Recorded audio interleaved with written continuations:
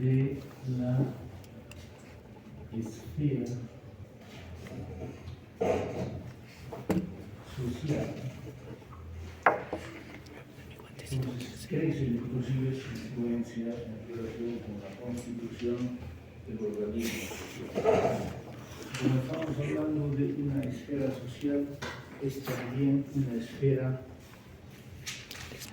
pública para participar, y esto ya es muy importante, en la construcción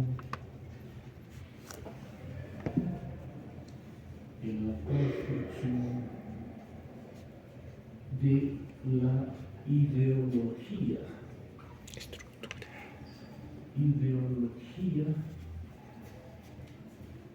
propia de esta esfera.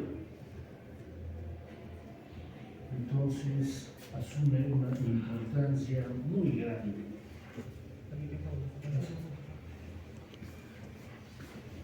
Este espacio que luego acoge, por supuesto, toda la área de intervención en términos de paisaje. Desde ese punto de vista, el paisaje forma parte ya inclusive de un proceso posterior, ¿no? Toma en cuenta la condición de lo público para poder luego consolidar, incrementar los aspectos favorables que estamos señalando a partir de la postura de este pensador. Sin embargo, también está presente un filósofo,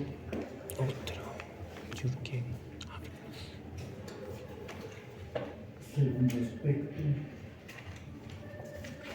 filósofo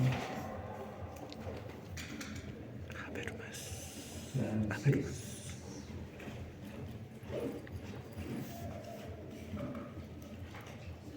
que además ya conocemos bastante, Michel Foucault. Él tenía interés en el espacio público. No habla directamente del paisaje, pero sí habla sobre la matriz inicial original de la intervención en términos de paisaje. El espacio público, dice él, Michel Foucault,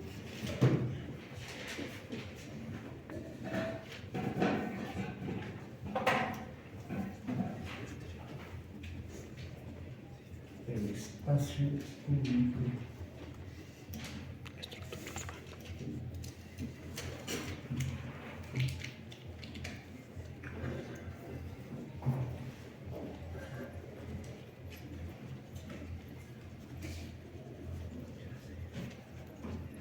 no puede ni debe desligarse. El espacio público no puede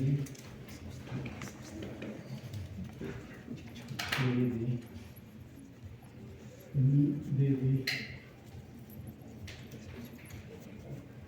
desligarse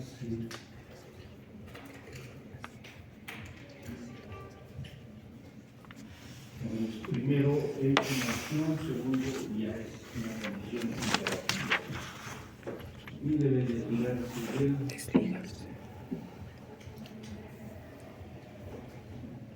y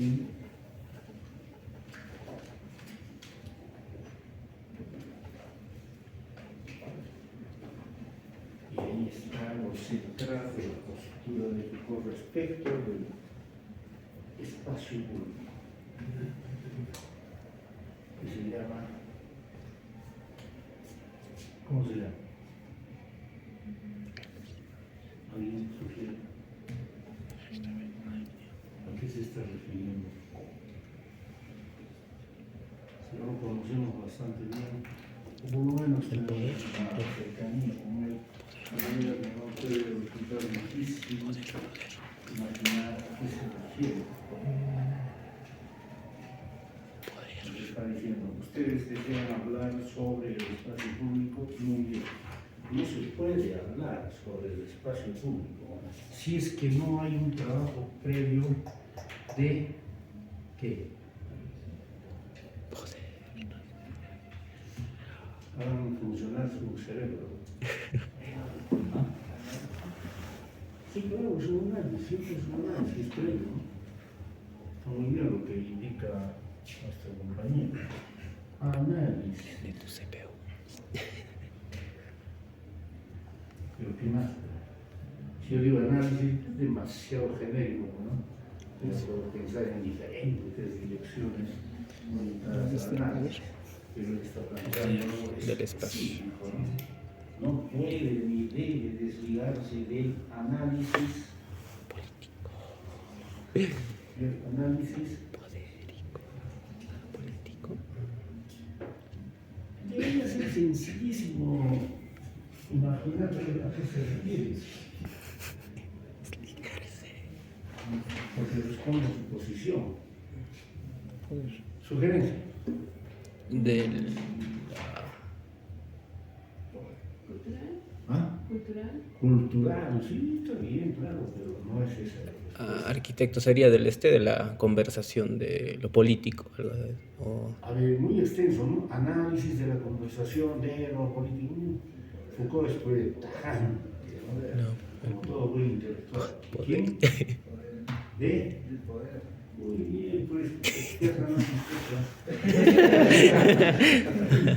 Quería decir poder. Análisis del poder, pues,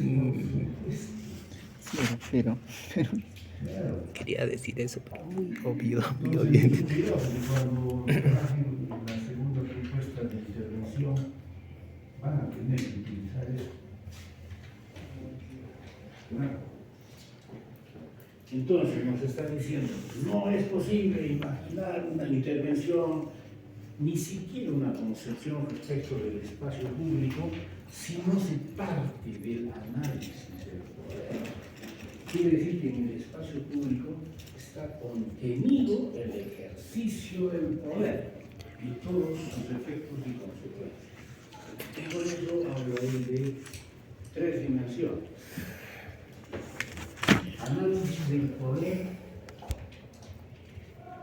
y su... Empezamos por dimensión política. Ah, ya, está dentro. Entonces, primero, dimensión política. Listo. Primera opción. ¿Qué quiere decir? Van a tener que trabajar el análisis del poder en función de su dimensión política. Primero. Luego, actuar en términos de la dimensión social. dimensión cultural Política, y en otras culturas. dimensión Psicología, los tres. social.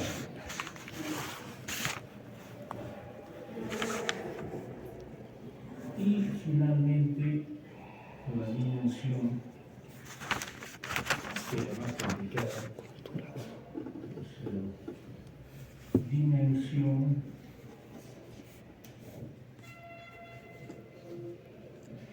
ideológica. La idea. Ideológica. Social. Tres tareas entonces. Dimensión política para poder determinar de qué manera actúa, ejerce su influencia el aspecto político respecto del espacio público, que además es la práctica más antigua, ¿no? Del espacio público. Siempre tuvo esa función, promover, favorecer el desarrollo del debate político a partir del espacio público. La dimensión social prácticamente está garantizada, ¿no? Porque es el usuario constante y permanente el que va a definir de qué modo la sociedad en su conjunto interviene en el espacio público. prácticas de encuentro, desencuentro, las prácticas de debate, etcétera, están definidas en gran medida desde la evolución social. Y esto nos ayuda a comprender si estamos frente a una sociedad fuerte, estructurada, articulada, o frente a una sociedad débil, desarticulada, desestructurada. La primera es favorable para todo tipo de intervención en el espacio público. La segunda es sumamente perjudicial para ese tipo de intervención. Y además, todas sus formas de expresión. Entonces Foucault dice, tenemos que trabajar en estos análisis y además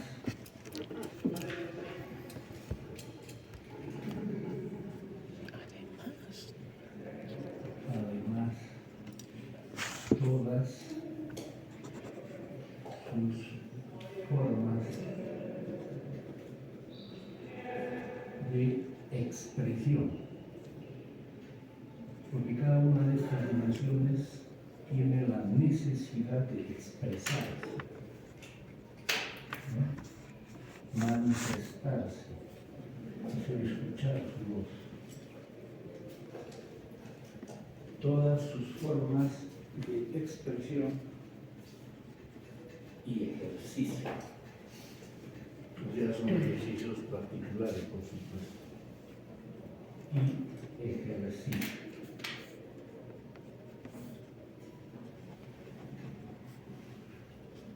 Sin que constituya motivo de sorpresa, estamos viviendo precisamente condiciones extremadamente críticas en relación con toda esta intención de comprensión respecto del espacio público. Pareciera, porque no es nada fácil de determinar, ¿no?, que el espacio público en términos de una sociedad como la nuestra está perdiendo todas estas capacidades. Lo pueden ver de manera muy simple, ¿no? El país está en una situación grave y no hay formas de expresión, no hay manifestaciones de ejercicio, de comprensión sobre el espacio público. Hoy día parece, ¿no?, pero todavía creo que no se ha confirmado, en fin, ya se ha eliminado la JNJ, se ha eliminado, así como se eliminó el organismo anterior. ¿Y para qué está sucediendo eso? ¿Por qué está sucediendo eso? Control. Control de todos los mecanismos que deciden el ejercicio del poder. ¿Y de dónde viene todo ese tipo de decisiones? De un grupo que perfectamente se puede identificar a la cabeza del instituto, por supuesto, porque en este país, sorprendentemente, ¿no?, hace años que están gobernando ellos. Lo demás es pura mascarada, maquillaje, ¿no? Pero en el fondo es que un partido es el que toma las decisiones, ¿no? Y ahora, increíblemente, aliado con el partido de Cerón. Se han aliado. ¿Por qué? Porque cada uno está buscando sus beneficios. También el día de hoy, creo que todavía no se ha confirmado, aun cuando lo último que escuché fue que ya se ha confirmado, se han eliminado los delitos de lesa humanidad. Increíble. Ahora yo digo, ¿qué harán los organismos internacionales? Porque son los garantes de ese tipo de protección. No sé si los medios de defensa de los derechos humanos, etcétera, se van a quedar callados. No creo, ¿no? Porque esto es gravísimo. Gravísimo. En otras palabras, están diciendo que aquí se pueden cometer delitos gravísimos de esta manera y no pasa nada. No pasa nada. Mientras en otras sociedades son delitos que no tienen prescripción. ¿Qué significa? Jamás dejan de ser perseguidos. La prescripción en términos legales significa que hay un plazo nada más, ¿no? Si ese plazo se vence, ya no existe el delito. Increíble. Increíble. Mientras los organismos mundiales Chávez dice, los delitos de lesa humanidad jamás prescriben. El Perú ha dicho, sí prescriben. ¿En quién están pensando? En todos los perfiladillos, ¿no? Nada raro sería que hasta el viejito Fujimori pretenda postular, ¿no? Nada raro sería. Ese tipo está prohibido de postular debido a que ha sido sancionado y ha sido inclusive considerado culpable por delitos de lesa humanidad. Como han eliminado ese delito, entonces ya está las puertas abiertas para que pueda postular. Entonces todo está orquestado, ¿no? Y se vienen peores modificaciones a la Constitución, a las leyes, etc. Muy bien, ampliando la postura de Foucault, vamos a indicar que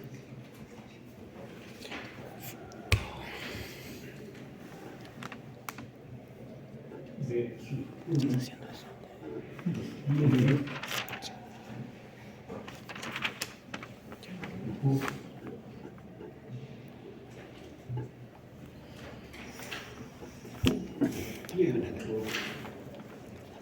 su punto de vista, que por supuesto está perfectamente argumentado, debe desarrollarse, dice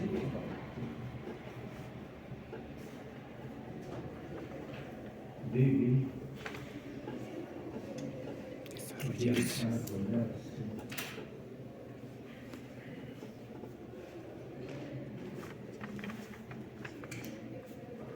como parte de todo ese estudio sobre el espacio público, el estudio objetivo del espacio rural.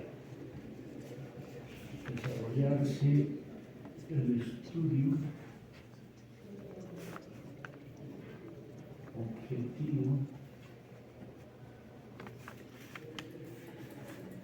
del espacio lugar. Espacio lugar. Hay que tener la responsabilidad suficiente para comprender a qué se refiere Foucault, ¿no? Porque cuando Foucault plantea algo, generalmente tiene connotaciones que ni siquiera imaginamos, ¿no? La prueba está en su famosa teoría de heterotopías. Y para esta tarea de estudio sobre espacio rural, plantea también una serie de sugerencias. Primero dice, entendiendo que espacio rural es el espacio conectado y relacionado. El espacio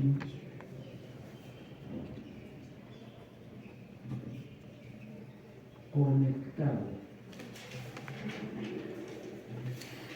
y relacionado. Espacio conectado y relacionado. Conectado y relacionado con las condiciones y circunstancias, relacionado con las condiciones, primer factor, y circunstancias, segundo factor. El primero más estable, el segundo efímero. Condiciones y circunstancias de orden histórico-social. Circunstancias de orden histórico social. Muy de enorme importancia que le otorga Foucault a la dimensión social, pero lo histórico ya está establecido, está registrado, solo es tarea de evaluación, ¿no? Y de ser necesario, interpretación. Lo social es más cambiante, más dinámico, más complicado, por supuesto, de establecer en qué circunstancias actúa, ¿no? pero además entiende que estas condiciones y estas circunstancias tienen que ser entendidas en las que el poder actúa, en las que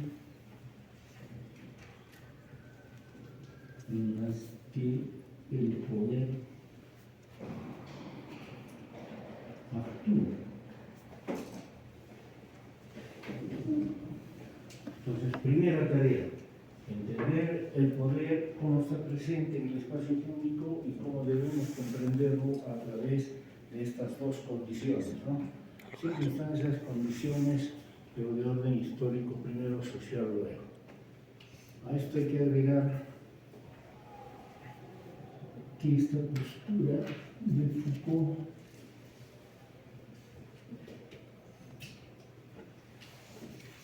requiere también el ser social, cómo interviene el ser social,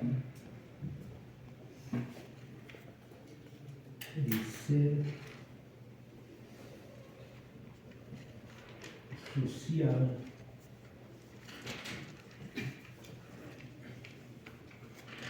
se estructura y configura,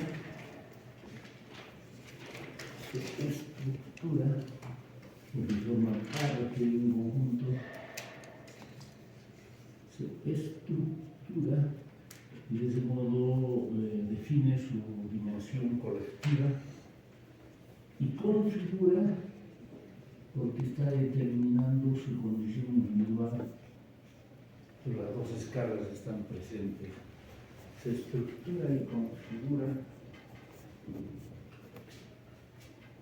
en esto que es tan terrible de entender, ¿no?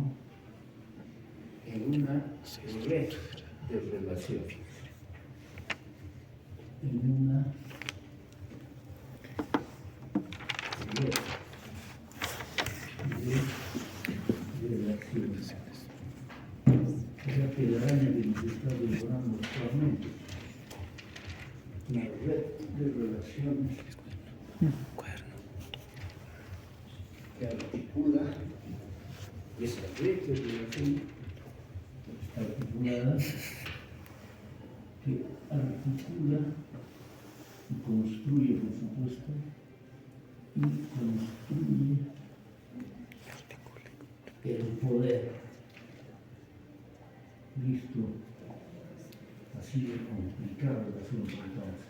¿Y por qué hablamos del ser social? Porque él es el consumidor pues, del espacio público.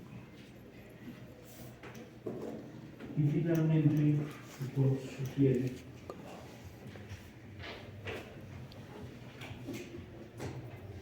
únicamente la evolución, dice, únicamente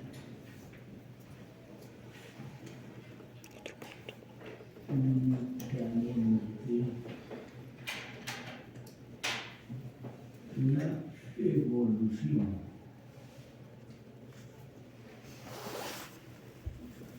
en otras circunstancias pudiese ser inclusive natural, pero la circunstancia actual no es así, de la dimensión social del ser, la evolución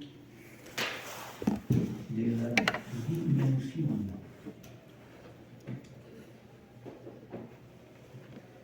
social del ser, de la dimensión social del ser, puede transformar,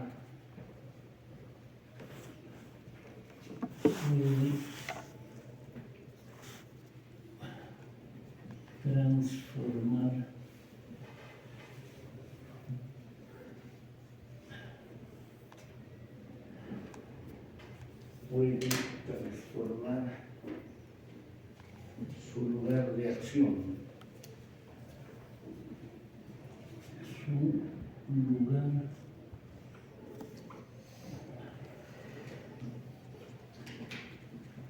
de acción y ejercicio, su lugar de ejercicio del poder. En Entonces, hay una esperanza, hay una opción, una alternativa, una posibilidad, sí. Pero ¿de qué depende?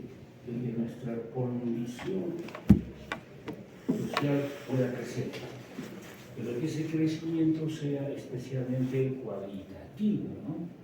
Que involucra, por supuesto, el grado de comprensión de la propia realidad. En esas condiciones, el ser está evolucionando. Pero no lo está haciendo de manera individual, que no tiene mayor influencia, lo está haciendo de manera colectiva, que es sí determinante para lo que llama Foucault la transformación del singular de acción. O sea, nuestro espacio colectivo, en el cual desplegamos la existencia, inclusive.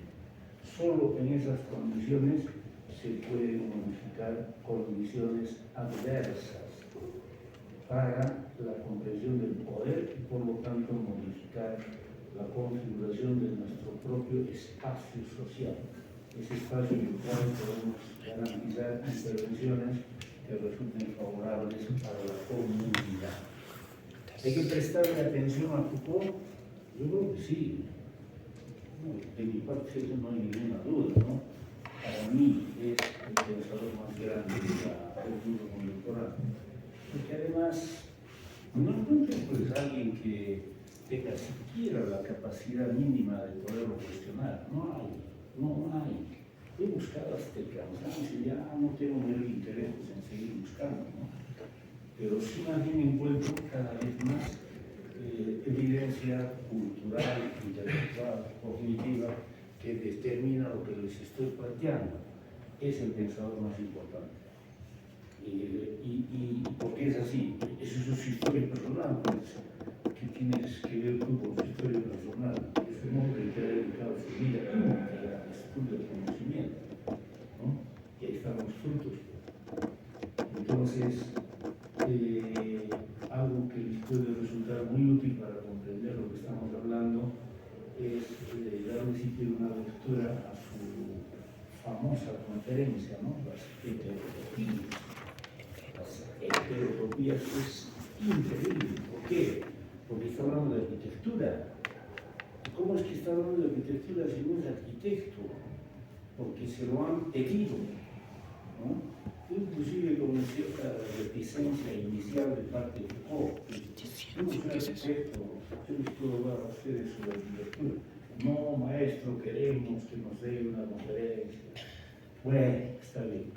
Disculpe si conferencia, no hacer filosofía, o sea, yo los espacios otros.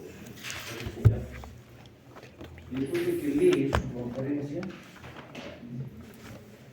la reflexión inevitable es la siguiente: cómo él, que no es arquitecto, ve la arquitectura de un modo que ni siquiera nosotros podemos ver. Y él mismo se siente sorprendido porque dice, si está frente a ustedes, está en sus narices manifestándose esto que él llama las heterotopías. Y la influencia de esa conferencia es increíble.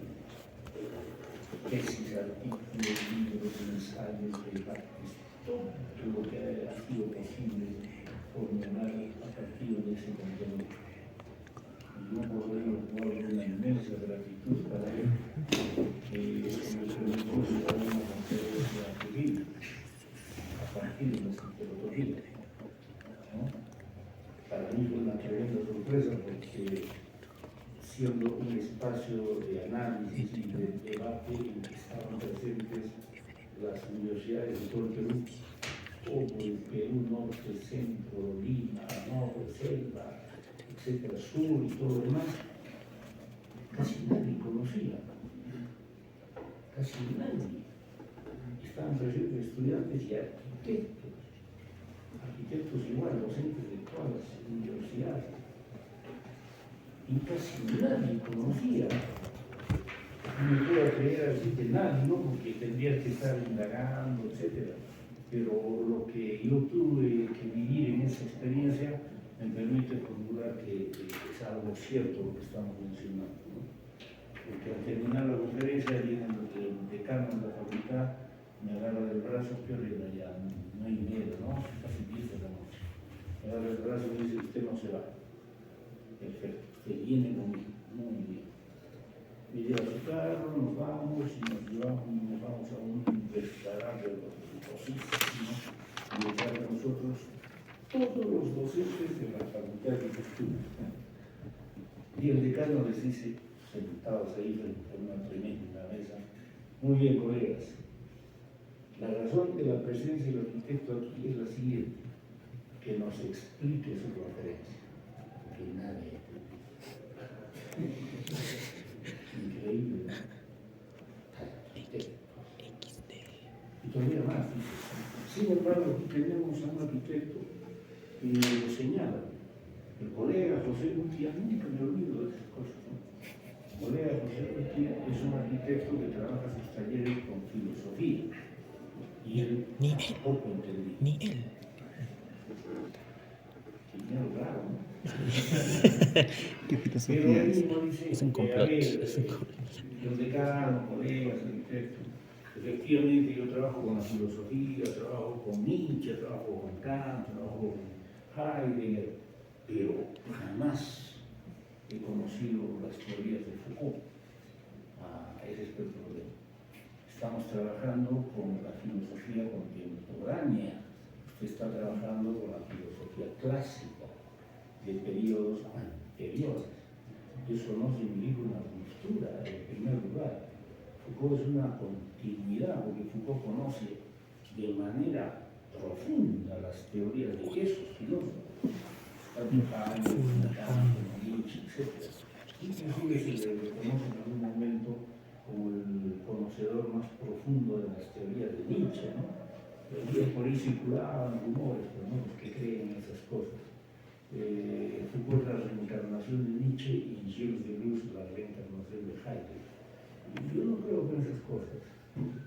Y sospecho que Foucault tampoco, ¿no? Entonces, le expliqué eso al colega ¿no? Y usted está trabajando con el mundo clásico de la filosofía. ¿Está bien?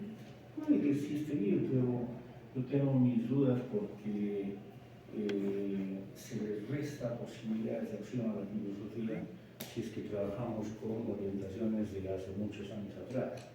En cambio, yo estoy trabajando con la filosofía contemporánea, por lo tanto eso me facilita su intervención en los procesos de diseño. Verdad, tiene razón, tiene que darme esa relación de esos filósofos. Con todo gusto, listo. Hasta las 2 de la mañana conversando en ese local lujosísimo. A las 2 me llegan al hotel, gracias, hasta luego. Se queda en el laberinto de la vida del aprendizaje. Sí. Pero yo sigo entendiendo, sospechando también, que no se le presta la debida atención a estos contenidos. No se le presta. Y tal vez especialmente porque es lo que percibe nuestra propia institución. Claro, porque la diferencia entre ustedes y los estudiantes de esas universidades es fuerte. Esos estudiantes terminó la conferencia y se quedaron con la boca abierta. ¿Así trabajan en ninguno? No. Primero yo. No puedes cometer ese error, ¿no? No puedes generalizar arbitrariamente el resultado de una experiencia personal. Entonces hay que decirles, no, así trabajo yo. Si supieran cómo trabajan aquí, se espantaron, ¿no? Y así casi vamos a llegar a las cavernas. Entonces, de parte de ellos, tremenda reacción, ¿no? Arquitecto, por favor, explíquenos cómo es este tema, cómo es posible que eso vaya al proceso de diseño. Excelente, pues. Total, porque los días siguientes hemos trabajado en los talleres de diseño. Entonces ahí tenías toda la posibilidad de ampliar, explicar, demostrar sobre lo que habías presentado, ¿no? Muy bien, tenemos luego otra orientación. También es muy importante, ¿no? Antonio Gramsci. Gramsci. Gramsci, este filósofo italiano, actuó junto con Michel de Certeau, francés. Michel, porque coinciden. Michel de Certeau.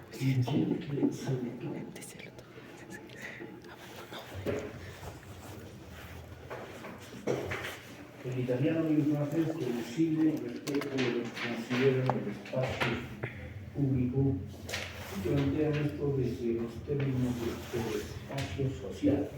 Ellos dicen, es preferible, es mejor hablar como el espacio social. Y me parece sí que es conveniente, ¿no?, tomar en cuenta esa cuestión. Como creación, el espacio social, como creación, ya le estamos otorgando de manera anticipada un proceso creativo. La tarea, entonces, una labor que no surge deliberadamente, sino más bien porque hay una decisión conjunta, etc. Es el resultado dialéctico. La creación es el resultado dialéctico, es decir, el esfuerzo para llegar a la verdad a través del debate y la confrontación de ideas, generalmente propuestas dialéctico, el Entre dos, resultado de la confrontación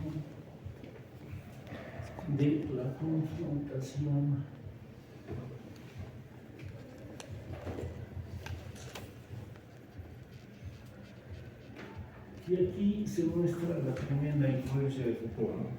A pesar de que Gramsci en algún momento se distancia, se separa de Foucault, hay diferencias fuertes, etc., Foucault mantiene cierta afinidad metodológica. Primero, dice, el ejercicio de la confrontación primero, el ejercicio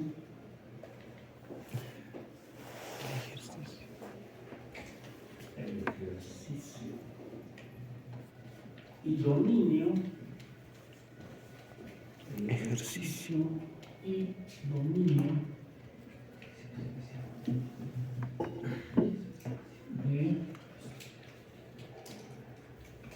de la hegemonía, el ejercicio y dominio de la hegemonía que proviene del poder.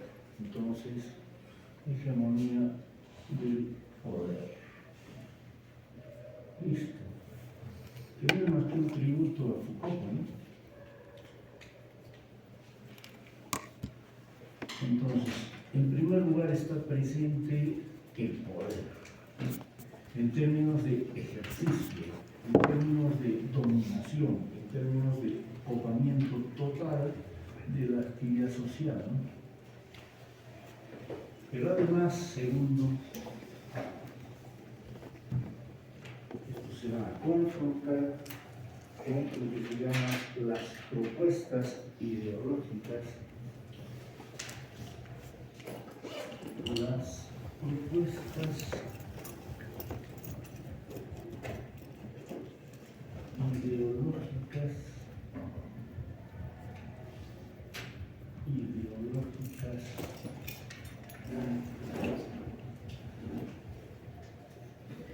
de la resistencia,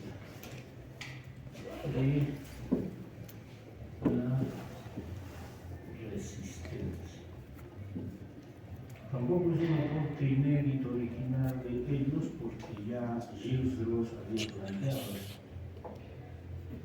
Cuando dice maestro, y entonces, ¿qué es lo que debemos hacer en estas circunstancias tan difíciles? Ejercer la resistencia, dice Gilles Deleuze, ¿no?, el gran amigo de Foucault. Por lo menos eso deben de intentar incorporar en su patrimonio cognitivo, ¿no? Foucault tiene también, pues, algunos amigos, a pesar de que las enemistades eran la mayoría, ¿no?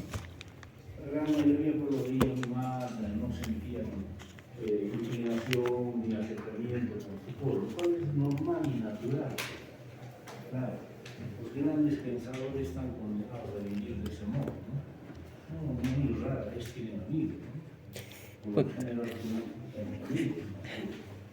Entonces, desde ese punto de vista, ¿cuáles son los contenidos que emanan de estas orientaciones? Vamos a ver en el primer caso, ejercicio y dominio de la hegemonía del poder. Allí primero nos dicen, los espacios son propuestos, los espacios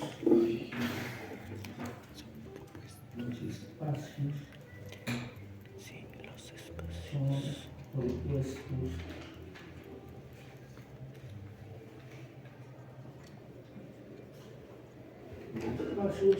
propuestos por los grupos dominantes, por los grupos dominantes. Esto que parece una verdad evidente no lo es tanto, ¿no? Porque para el común de la gente ni siquiera hay una percepción clara de lo que implica grupos dominantes. Bienes. Y sabemos muy bien, por supuesto, que todo tipo de sociedad siempre va a Sin haber una propiedad. cierta tendencia a configurar grupos de dominio. ¿No? Eso lo pueden configurar ustedes en este instante en su propia institución. Aparente que. La universidad es un escenario de permanente lucha para ocupar los espacios de poder, por importes del poder. Pero lamentablemente no es un ejercicio que tenga como finalidad la dimensión cognitiva, epistemológica, que eso sería interesantísimo, ¿no? Simplemente es una orientación que tiene otro tipo de motivación, ¿no? Es el poder y los beneficios y privilegios que otorga esa condición. Nada más. Y por lo general, estos beneficios y estos privilegios no tienen nada que ver con la preocupación académica. Y eso sí debería preocuparnos. ¿Por qué tanto esfuerzo? ¿Por qué tanta preocupación? ¿Por qué tanta acción para acceder a los espacios de poder? Por los privilegios. Y esos privilegios son ajenos y extraños a toda preocupación académica. La prueba está en lo que sucede en este instante, ¿no? Que además, valgan verdades, no es más que la repetición de lo que ha sucedido durante otro tipo de gobiernos anteriores, ¿no? Hasta donde lo conozco, son 26 años que estoy de docente aquí y he visto permanentemente cómo sus grupos de poder luego ya están planificando, ¿no? Señor rector, usted tiene que ir al Congreso. Señor rector, usted tiene que ser el gobernador regional. Señor rector, usted tiene que ser alcalde, ¿verdad? ¿No? Sí, ¿no? A mí me han dicho tengo que ser alcalde. Y cumple un papel desastroso. Desastroso. Tengo que ser alcalde. Esa es la realidad. Esa es la realidad. Y Foucault te dice, habla en función de la realidad. Porque solo de ese modo lo que tú digas podrá acceder al nivel de la verdad. Ese es un principio fundamental de la parresía, ¿no? Que era pues una actividad y una actitud propia de pensadores como Foucault. Muy bien, por otro lado, como otra condición de este ejercicio y este dominio, construyen conductas y prácticas. Construyen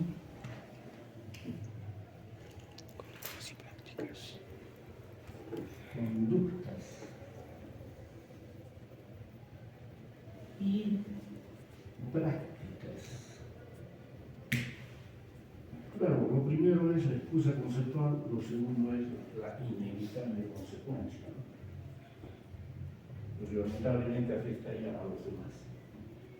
Y prácticas de habitar, prácticas de habitar, que en gran medida es pues la justificación de la arquitectura de su conjunto, ¿no? ficcionales y ajenas. Hábitats ficcionales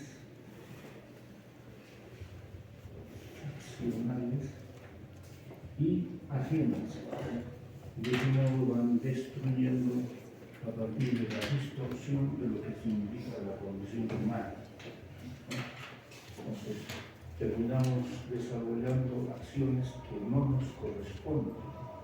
¿Por qué? Porque en primer lugar no hay análisis, ¿no? Y si no hay análisis, menos va a haber una decisión al respecto. ¿Y qué sucede en el segundo caso?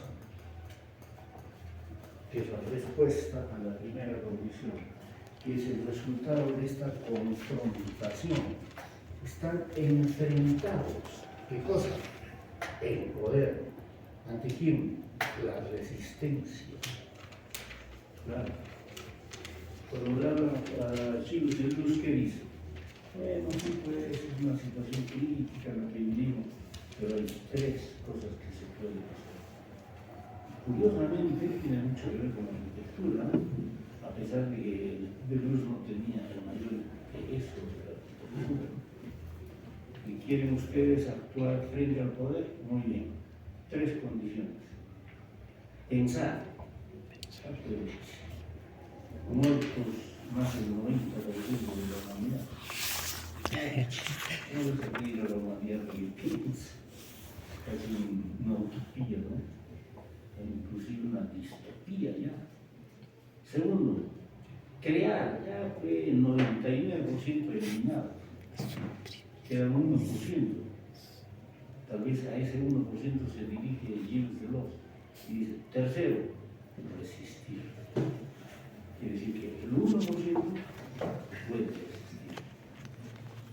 Ahora, esa es mi interpretación, para ustedes puede ser todo lo contrario, ¿no?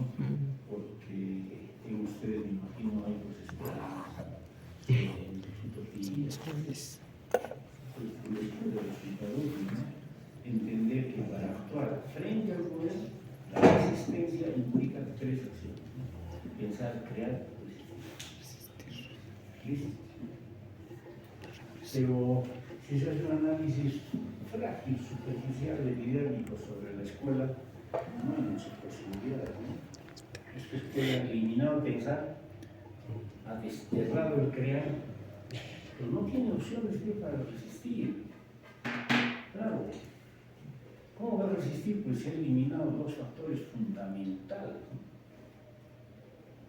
La escuela se niega a pensar, listo. Segundo, expulsa el crear, perfecto. Y no digo que consideran que tienen todo el derecho de actuar de esa manera, ¿no? Entonces la tercera opción prácticamente ya ha sido anulada. ¿Qué significa? Conclusión, que la escuelita no puede confrontar el poder. Ahora, si ustedes actúan, trabajan, se organizan, que es lo que se debería hacer, ¿no? En una institución académica, esto puede empezar a cambiar, se pueden revertir condiciones desfavorables y de pronto la escuela recupera, ¿no? La condición que realmente le corresponde. Entonces, cuando se habla de las propuestas ideológicas, en un primer nivel se menciona búsqueda de creación, búsqueda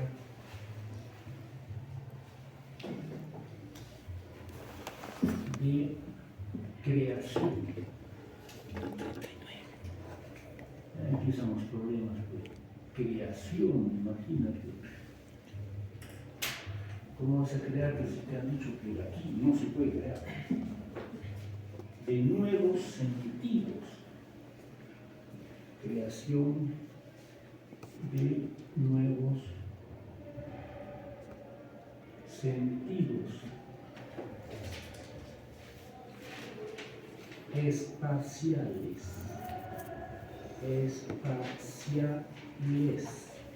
Un nuevo espacio. Un nuevo espacio, un espacio diferente, un espacio inédito, un espacio original. ¿Eso es posible?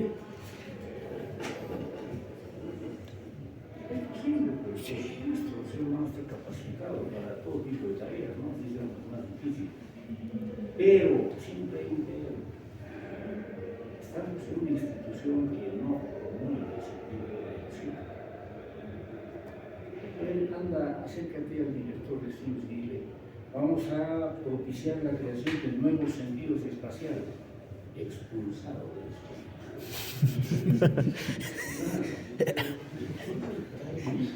No se te ocurre, ¿no? ¿Qué necesidad hay de nuevos sentidos? Estamos felices con los sentidos espaciales anteriores, convencionales, perpetuos, permanentes, etcétera, etcétera. Porque cuando tú mencionas este término, ¿qué generas?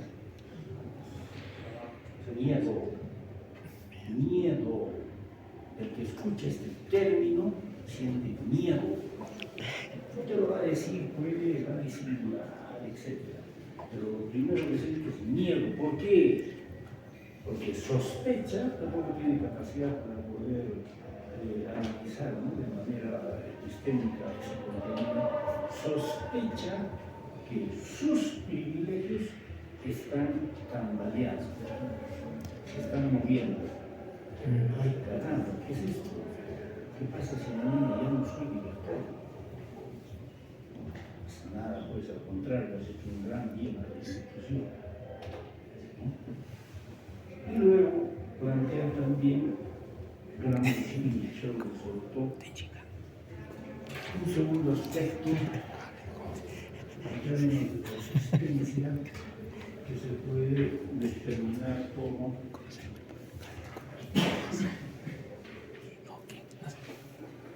se proponen usos,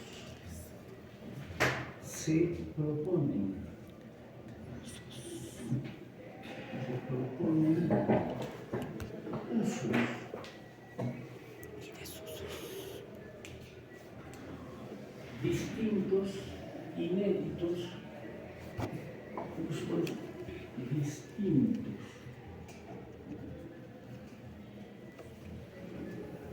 Inéditos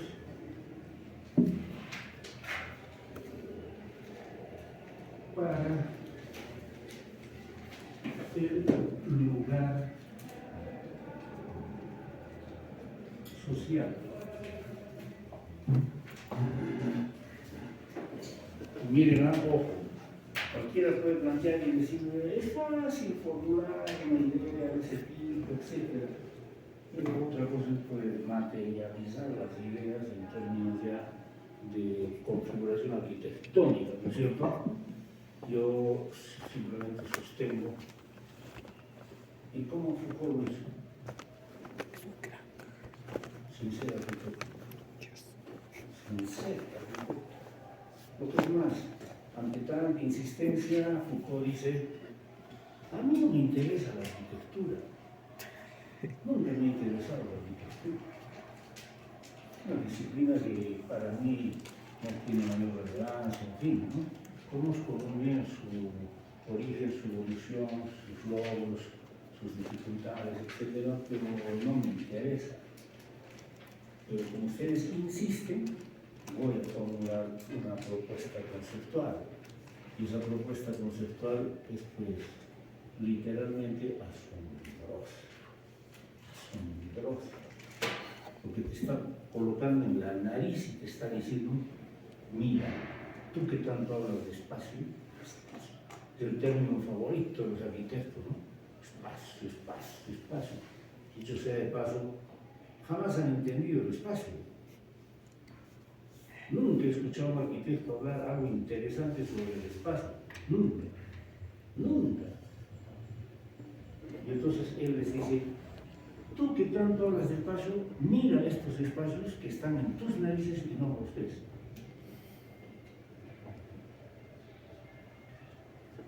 Es famoso. Ahora, ¿eso se convierte en un hecho arquitectónico? Sí, definitivamente. Pruebas, hay una infinidad de pruebas. Primero, puedo hablar en términos personales y puedo hablar también en términos institucionales o del propio campo de conocimiento de arquitectura, etc., ¿no? Hay muchos trabajos de investigación, de tesis, sobre heterotopías, desarrolladas en universidades de Europa, de Sudamérica, etc. Y aquí mismo tenemos dos factores que de algún modo avalan lo que estamos planteando. He trabajado talleres de diseño con, no uno, sino varios, porque su contenido es tan complejo que tú puedes tomar aspectos determinados de la teoría y desarrollarlos a través del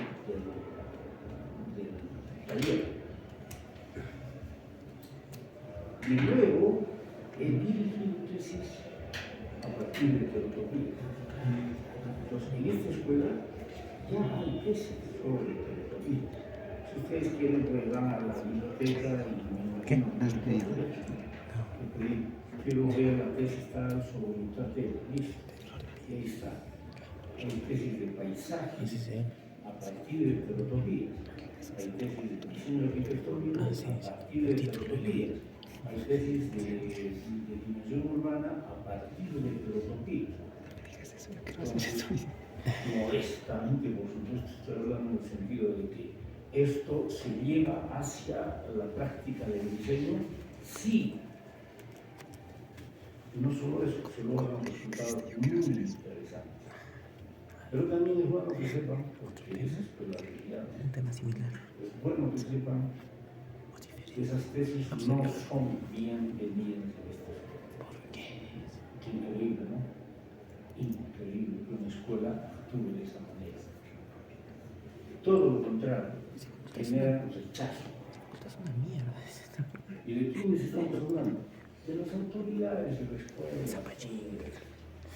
Y han habido algunas actitudes que desde mi punto de vista son absolutamente vergonzosas. Lo voy a decir porque yo no creo que haya ningún interés en ocultar, en disimular, en minimizar este tipo de aspectos, ¿no? Sino todo lo contrario. Yo he dirigido varias tesis sobre ese tipo de temática. Muchos otros campos creo que también son importantísimos. Y algunos casos son inaceptables. Por ejemplo, vienen dos estudiantes, un varón y una mujer. Vamos a hacer nuestra tesis de arquitecto sobre tal tema y quisiéramos que usted dirija la tesis. Perfecto. Primer paso, elabore un documento escrito, 3-4 páginas máximo, indicando por qué razón desean desarrollar esa tesis. Ya arquitecto, perfecto, muy bien. Pasan unos días y te traen el documento. Este es el documento. Yo lo voy a leer, lo voy a analizar, lo voy a evaluar. Y después ya no vienen más. Y algún día de casualidad nos encontramos, nos cruzamos. ¿Y qué pasa con usted? Avergonzados, en fin, agachan la cabeza. Arquitecto, ¿sabe qué? Le vamos a decir algo. Después de que le entregamos el documento, nos hemos cruzado un día X con un arquitecto X y nos ha dicho lo siguiente: ustedes están haciendo tesis, ¿no? Sí, arquitecto. ¿Y con quién están haciendo? Con el arquitecto Checa. Ah, qué bien. ¿Y qué tipo de tesis? Y sobre heterotopías, espacio público. Ah, qué bien. ¿Saben qué? Pues vamos a elaborar. Y se toma ese derecho, ¿no?, de hablar en función de otros más. Supuestamente un jurado. Pues vamos a elaborar. Para algo que haga, así que la tesis sea excelente, no nos interesa, pero vamos a desarrollar. Pero tiene una opción.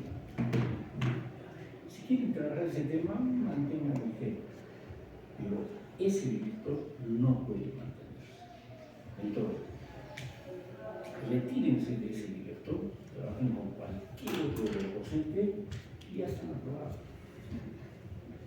¿Qué se llama eso? ¿Ah? Para mí es una conducta infame.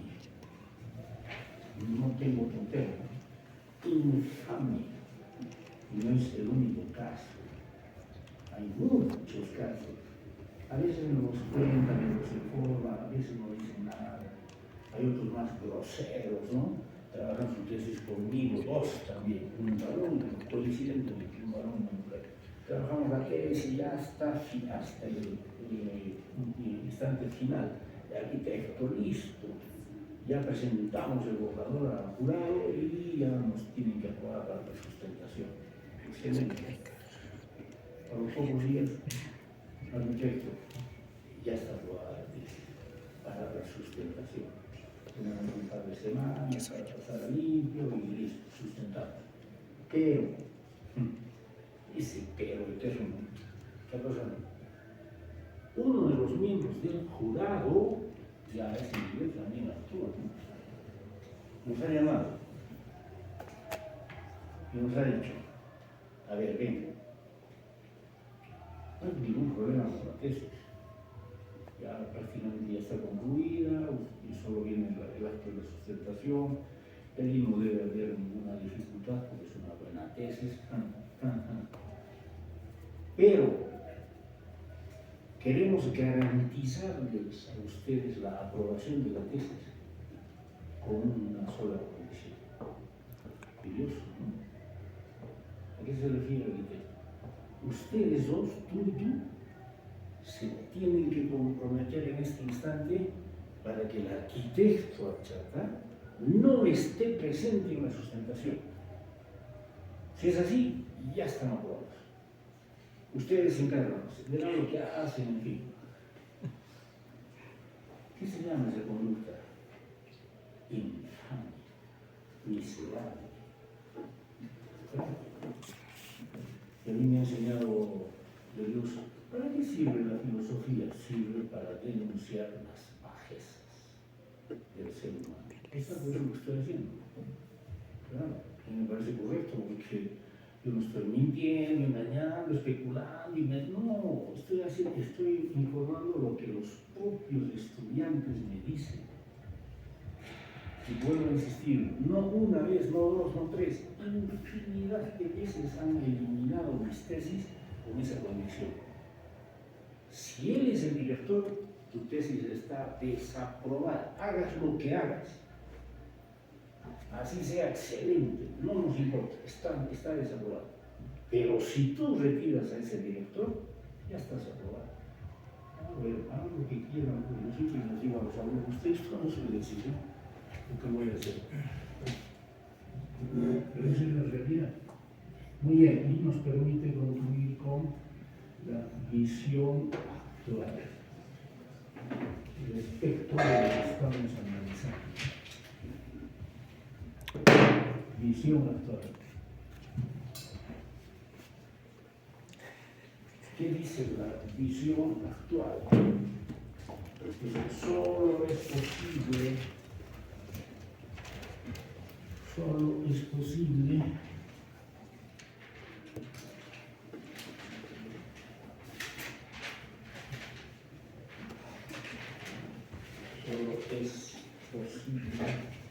la comprensión integral. Solo es posible la comprensión integral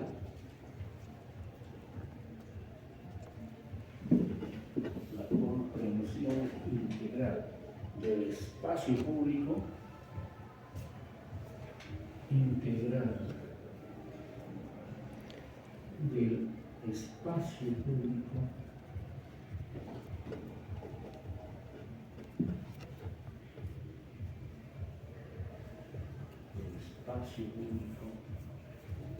a través del análisis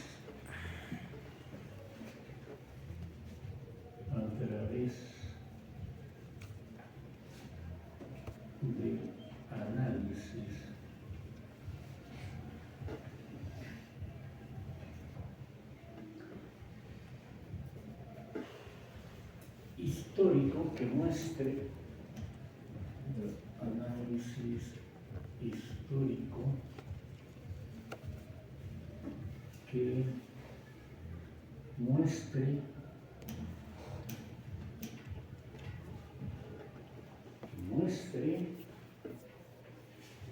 sus procesos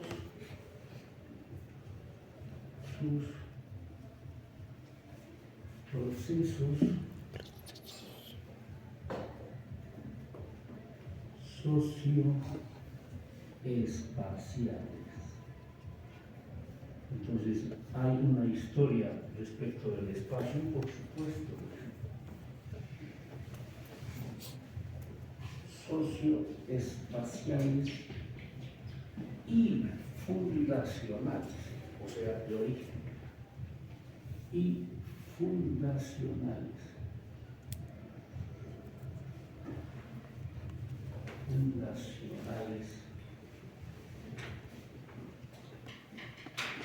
En sus dimensiones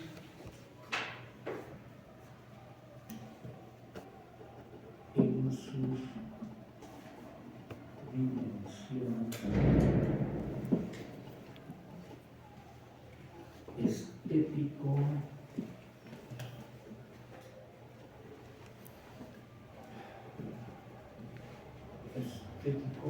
urbanísticos,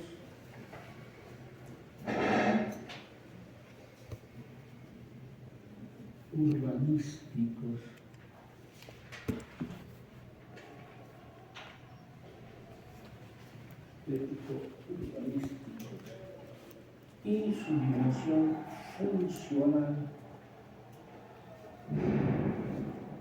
y su dimensión funcional que incluye, por supuesto, el aspecto social, funcional, social, bajo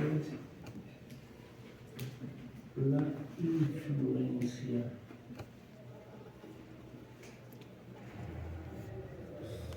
evolutiva. Listo.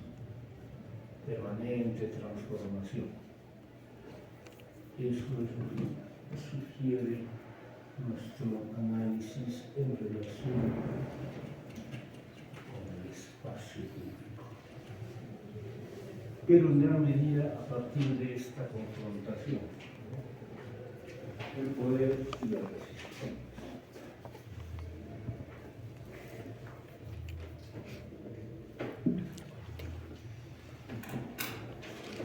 Eso nos permite plantear una suerte de conclusión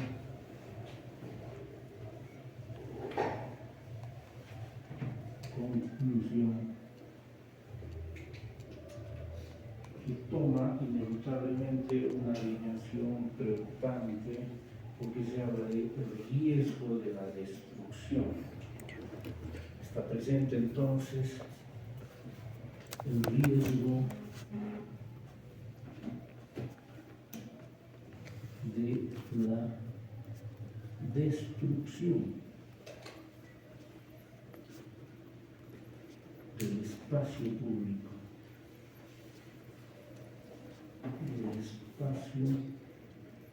público, que puede darse a partir precisamente de la concepción y percepción que se tenga sobre este tipo de espacio, a partir de las exigencias, a partir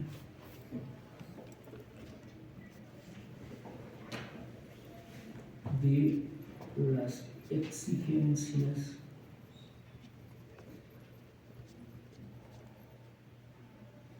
inevitables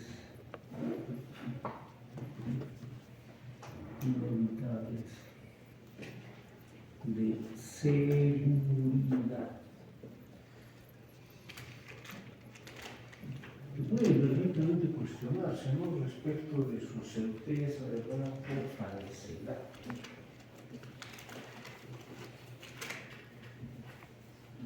Por un lado, la fragmentación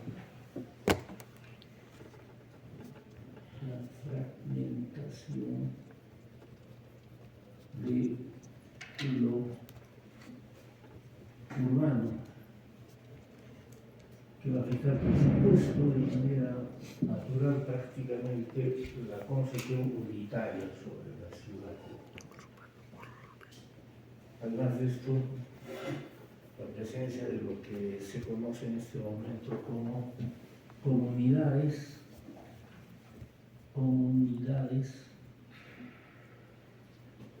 enrejadas y que perfectamente pueden hacer pensar en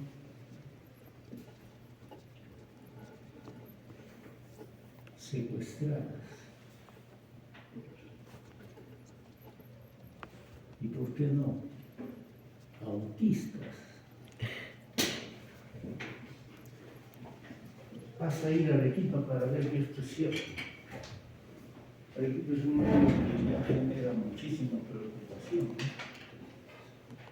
Hasta hace años atrás tú podías pasear por la ciudad tranquilísimo sin ningún tipo de problema.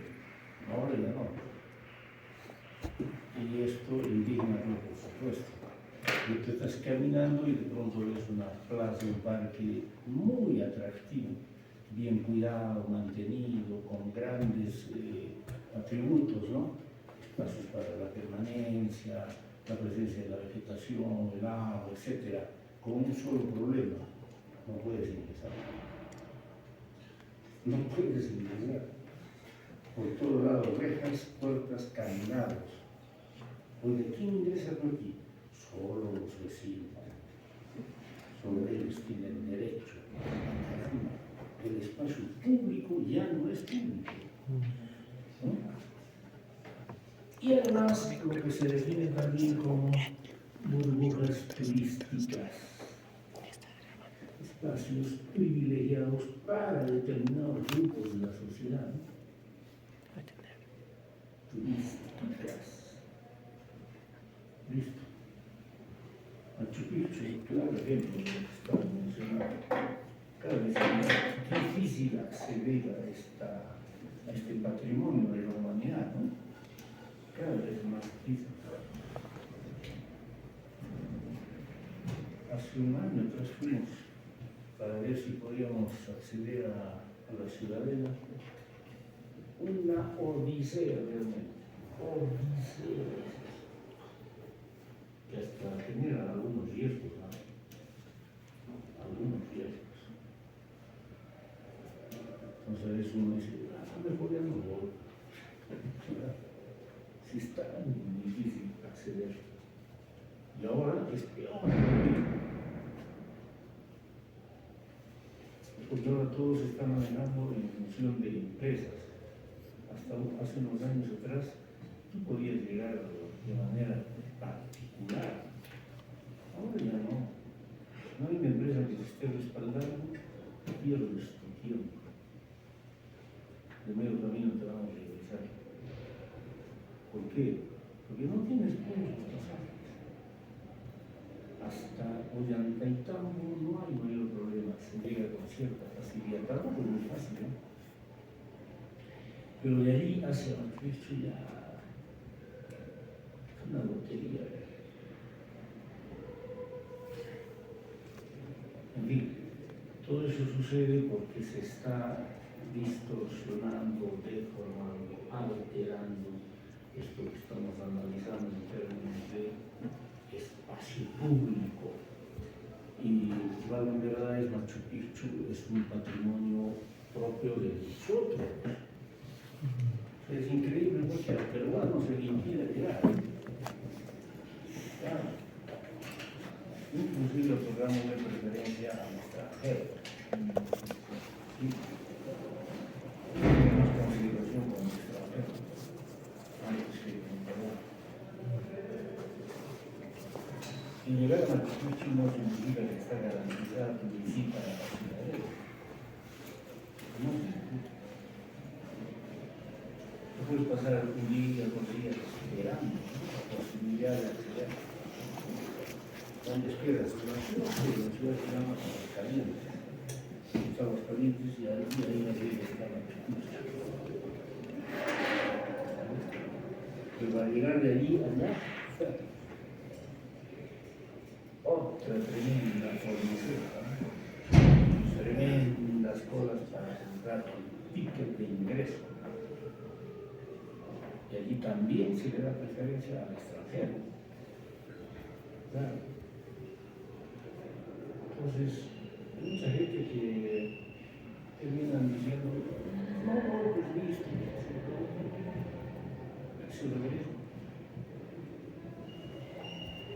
Eso implica espacio público, ese es un espacio público. El dueño de ese espacio es el peruano, somos nosotros.